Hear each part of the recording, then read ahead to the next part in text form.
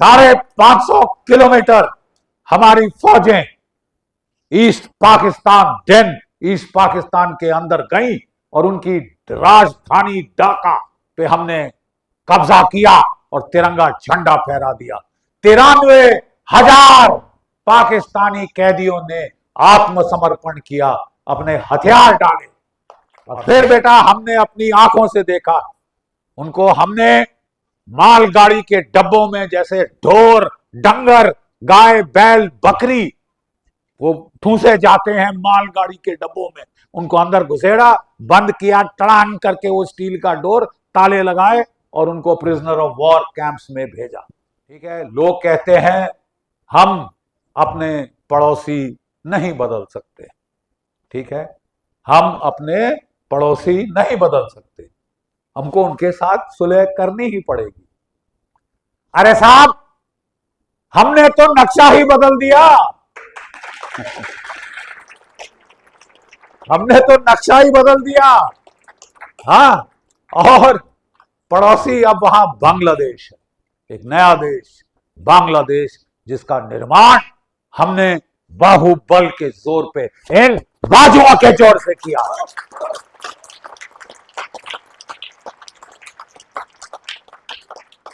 मेरे प्यारे बच्चों, आपको मैं आज ये कहने आया हूं कि मेरी पीढ़ी ने पाकिस्तान के 2 टुकड़े किए। यार, 2 टुकड़े किए, बड़े फख्र से, बड़ी शान से कह सकते हैं, राइट।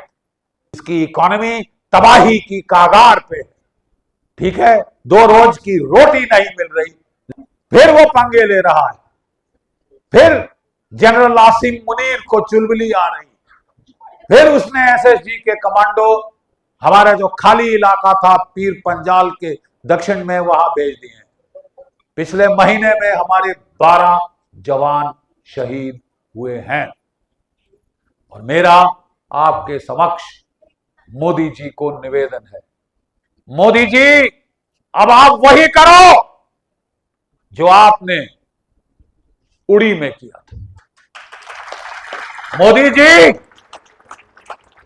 अब आप वही करो जो आपने बालाकोट में किया था। बाहर जाके इनके पर खच्चे उड़ा दो। ये लातों के भूत हैं, ये लातों के भूत हैं, ये बातों से कभी नहीं मानेंगे, कभी नहीं मानेंगे। बेटा, इस तरह मेरी जीवन की शुरुआत हुई थी, फौजी जीवन की।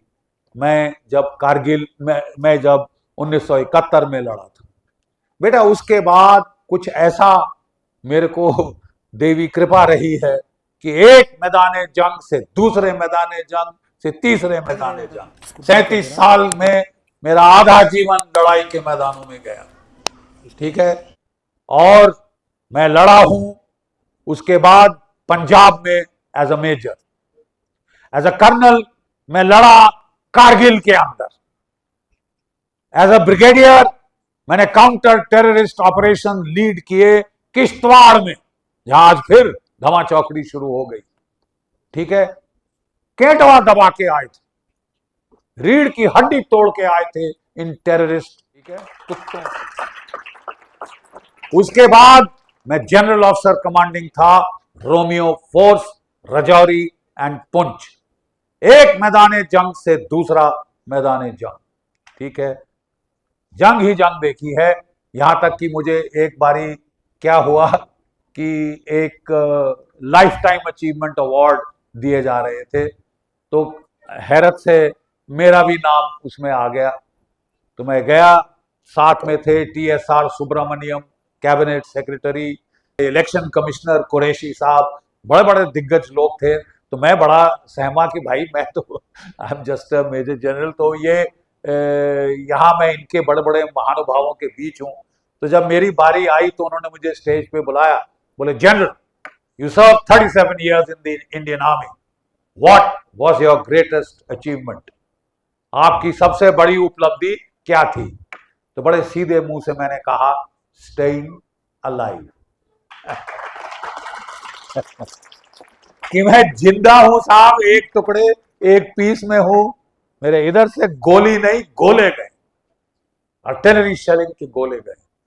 तो बेटा वो कहते हैं, युद्धस्य कथा रम्या, युद्धस्य कथा रम्या, the tales of war are enchanting.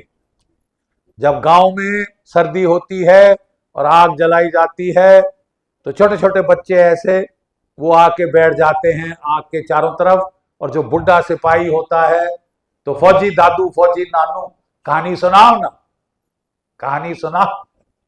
बच्चों, मैं कहानी सुनाने आया। मैंने शुरुआत की कहानी बताई, मैं एक छोटी सी कहानी और बताऊंगा। ये तो बुड्ढों को आप एक बार शुरू कर दो तो वो खत्म नहीं होते। एक के बाद एक याद से याद आती है, राइट। बट मैं कारगिल की बात बताता हूं।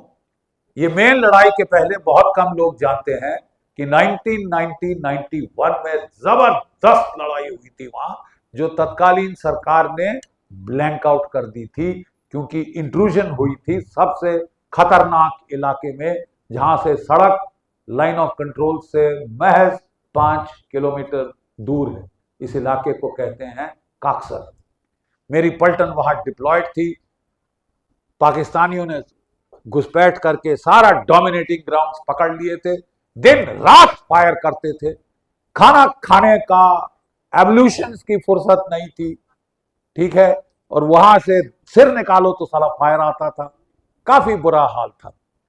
पहली पलटन जो वहां थी 15 पंजाब, वो 4 महीने में उनकी बस हो गई, 45 शहीद हो गए, 150-200 उनके घायल हुए, उस पलटन को हटाना पड़ा। फिर एक पलटन आई महार, वो कोई वहां पे 16 महीने उन लोगों ने भी गुजार दिए और थोड़ा काफी इंप्रूव कर दिया, तब तक डिफेंसेस बन चुके थे। फिर मेरी पलटन को वहां भेजा गया कि साहब आप 2 साल रहेंगे पूरा। और जब मैं वहां पे पलटन में गया था एक कोर्स करने, सीनियर कमांड, जब मैं वापस आया तो पलटन को सेट कर दिया था। और मैं खूब बर्फबारी बड़ी जल्दी सितंबर में शुरू हो गई थी। वहां 40-40 फुट की बर्फ पड़ती है बच्चों, 40 फुट की, ठीक है।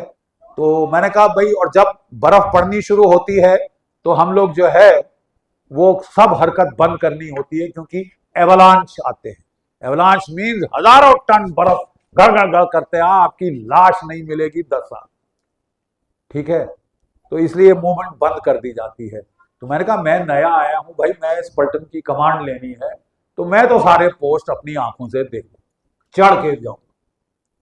तो सारे पोस्ट हमने कर लिए, काफी तकलीफ हुई, काफी बुरा मौसम था।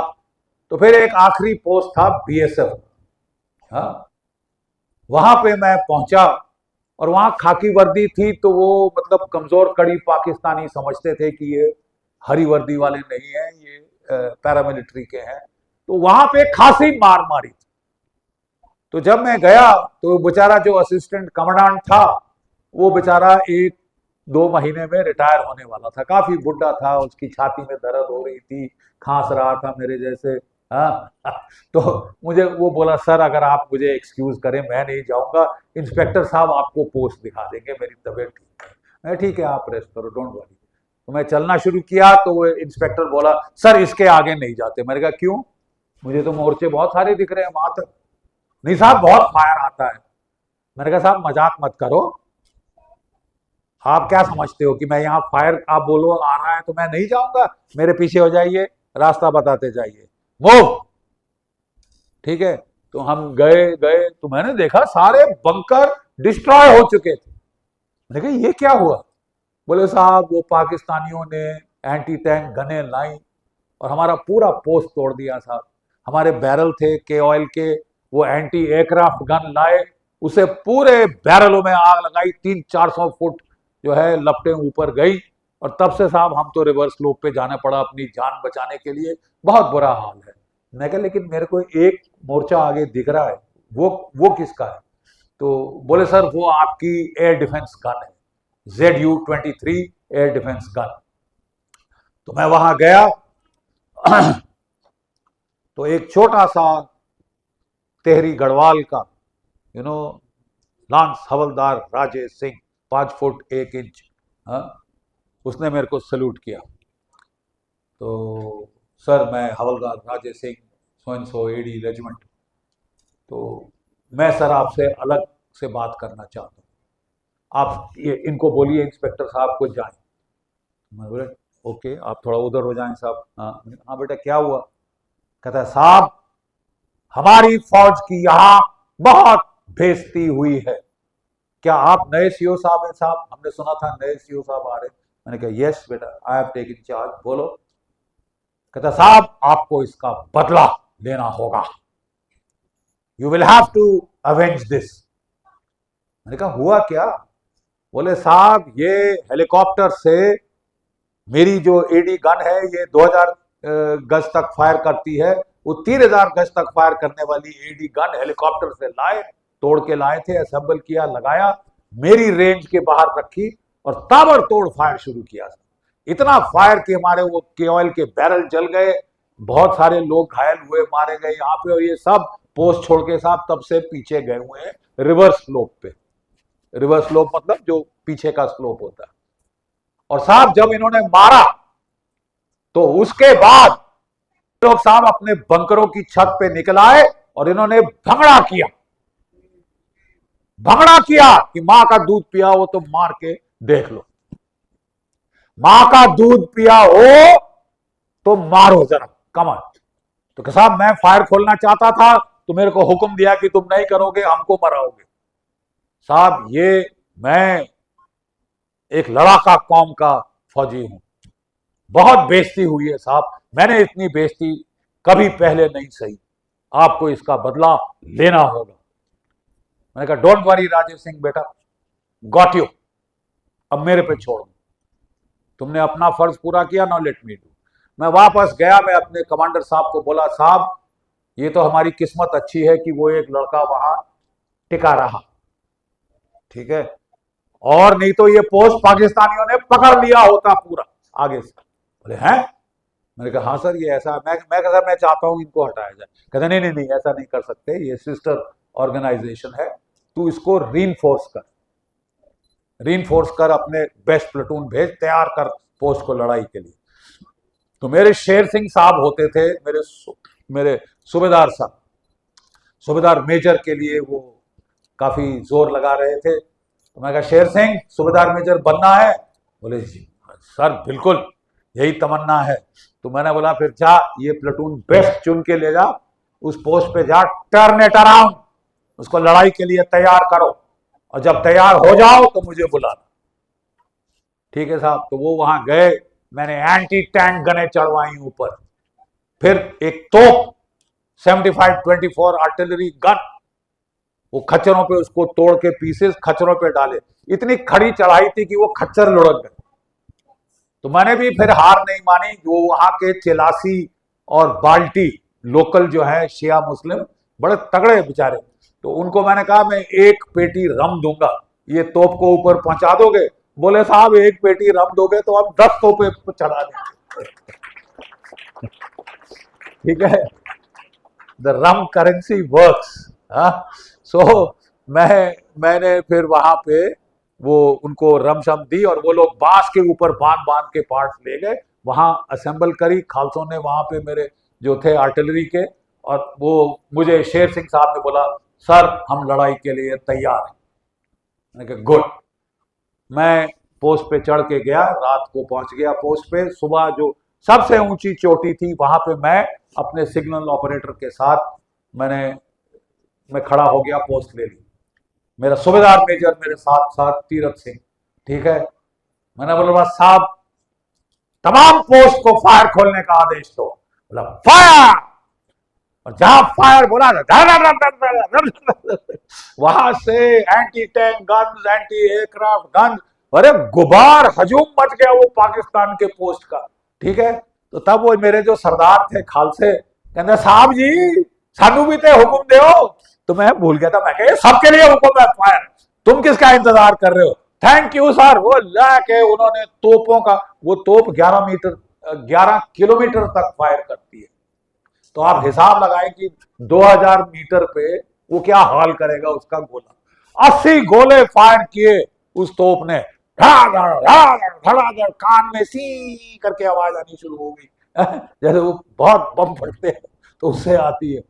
और वहां से पाकिस्तानी चिल्लाए, ओ ग्राई पागल हो गए हो, रहन दो, बस हो गया, बस हो गया है?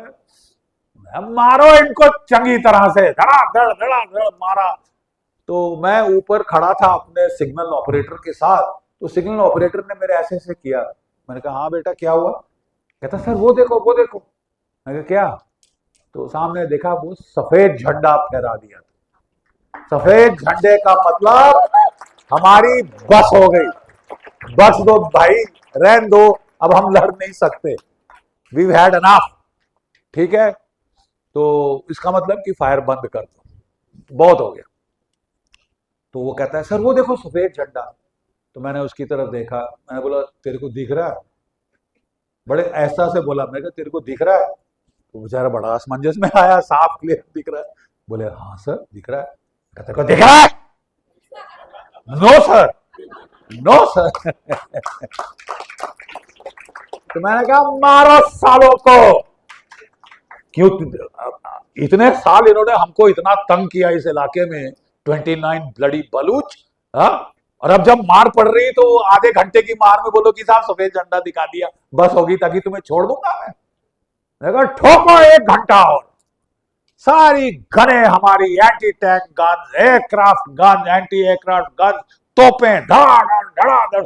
हे भगवान! और जैसे वो सारे संगड़ पत्थरों के बने होते हैं, जैसे झरना चलता है ना बेटा पत्थरों का, मैंने वो झरना करके सारे पाकिस्तानी फॉरवर्ड स्लोप छोड़ के पीछे जाके दुबक के अपनी जान बचाने को छुप के वो बैठ गए। 1 घंटा मार मारी, फिर हमने रोका, फिर हमने स्टॉप किया, कोई जवाब नहीं, सन्नाटा। मैंने कहा 10 मिनट और, तो फिर 10 मिनट और वहां पे हमने मारा। ठीक है, और उसके पश्चात फिर सन्नाटा। तो फिर मैंने बोला सूबेदार मेजर साहब, सब जवानों को बोले अपने बंकरों की छत पे खड़े हो जाए। तो सब अपने अपने बंकरों की छत पे खड़े हो गए। फिर मैं बोला अब भंगड़ा करो। Proudest moment of my military career, you know, proudest moment of my military career। आधा घंटा बेटा हमने छत पे बाहर आके खुले में भंगड़ा किया कि अब मां का दूध पिया हो तो सालों फायर करके देख लो, करो जरा, ठेंगा ठेंगा, कुछ नहीं हुआ। फिर मैंने राजे सिंह को बुलाया, मैंने कहा बेटा हिंदुस्तान की फौज ने बदला ले लिया, आर यू सेटिस्फाइड या और ठुकवाना चाहते हो? हैं? बोले सर काफी है एक बहुत जो फेमस चीज़ कही जाती है that your platoon Jammu Kashmir में जब डिप्लॉयड थी, you kill 300 plus terrorist there. अब इतनी छोटी platoon and such a vast number, इतना बड़ा नंबर है of the terrorist that you killed, what was the strategy behind it? बेटा it's not a platoon. When I was commanding my brigade, I killed about 108 वहां पे, and then I again killed another 108 when I was commanding my division. So it is not one platoon, but it is a whole lot of battalions which work. Because बेटा ये छुपते हैं चूहों की तरह, इनको जंगल से खदेड़ कुदेड़ के निकालना पड़ता है। It's like looking for a needle in a haystack. बहुत जोर लगता है एक को मारने के लिए, लेकिन मार के हमने वहां पे इनका कमर तोड़ दी थी। दोनों जगह जो इलाके थे मेरे किश्तवाड़, रजौरी, पुंछ को मैं I left them as quiet as a lamb, as quiet as a lamb. कि आजकल जो लोग हैं वो they are always connected to screens. मैं दूसरों की क्या बोलूँ, मैं खुद भी ऑलवेज, मतलब क्योंकि नीड है ऑफ द आवर कि स्क्रीन चाहिए होती है। तो इसकी वजह से जो फिजिकल है बच्चों का आजकल के, जैसे बाहर जाना और मतलब खेलना, एक्सरसाइज करना, और बहुत सारी बिहेवियरल प्रॉब्लम्स होती हैं इसकी वजह से। तो क्या ये बच्चे आगे जाके आर्म फोर्सेस ज्वाइन कर सकते हैं? और अगर करें तो ये अपने आप को चेंज कैसे कर सकते हैं? We will change you once you come to the NDA. No couch potatoes. Morning PT 5 o'clock until night you will be at it. You will go in as a boy, you will come out as a man. Yeah? That was a little girl, yeah? Ah. Yes, I like to hear the girls also. Sir हम सभी जानते हैं कि आप Jammu Kashmir rifles का एक part रह चुके हैं तो फिर can you please tell us more about it The regiment, beta, this is my father's regiment. My father served the Maharaja of Kashmir. He was the chief education officer of the J&K state forces. वो दरबारी थे महाराजा हरि सिंह के और वो personal tutor थे युवराज करण सिंह के. मतलब वो जो शाही खानदान है उसका और हमारा बहुत पुराना रिश्ता है. तो जब 47-48 में कश्मीर का विलय हुआ भारतवर्ष में, तो जो J&K स्टेट फोर्सेस थे, as a block they were transferred to the Indian army as a separate regiment of the Jammu and Kashmir Rifles.